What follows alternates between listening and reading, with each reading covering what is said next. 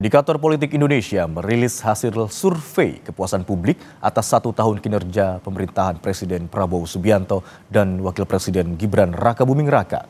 Hasilnya, 77,7% responden puas dengan kinerja pemerintahan Kabinet Merah Putih.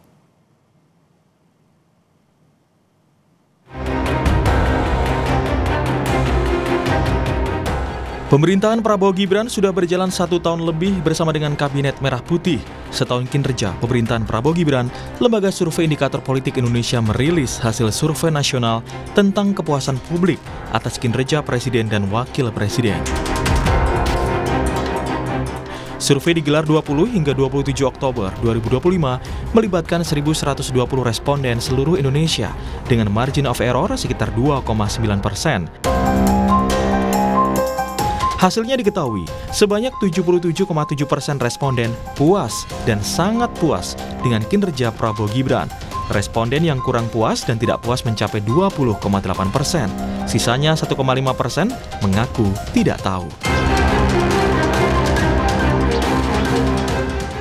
Direktur Eksekutif Indikator Politik Indonesia, Burhanuddin Muhtadi bilang, respon positif muncul dari perbaikan program makan bergizi gratis dan tambahan stimulus ekonomi. Mengalami perbaikan, termasuk program MBG ya, itu juga mulai positif setelah sebelumnya sempat dihantam dengan isu keracunan, tetapi belakangan isu keracunan berkaitan dengan kasus keracunan MBG berkurang.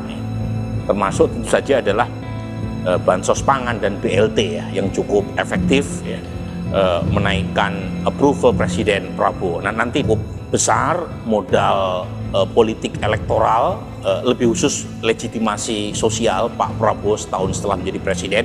Nah, pertanyaannya kemudian bagaimana dengan profil yang puas dan tidak puas? Nah, Bapak sekalian bisa lihat berdasarkan cross tabulasi sederhana yang kami tampilkan di layar, terlihat pemilih laki-laki cenderung lebih puas ya ketimbang perempuan. Pemerintahan Prabowo Gibran memang masih berjalan 1 tahun. Masih ada waktu hingga 4 tahun untuk membuktikan dan merealisasikan semua program Prabowo Gibran dalam asta cita mereka. Tim Liputan, Kompas TV.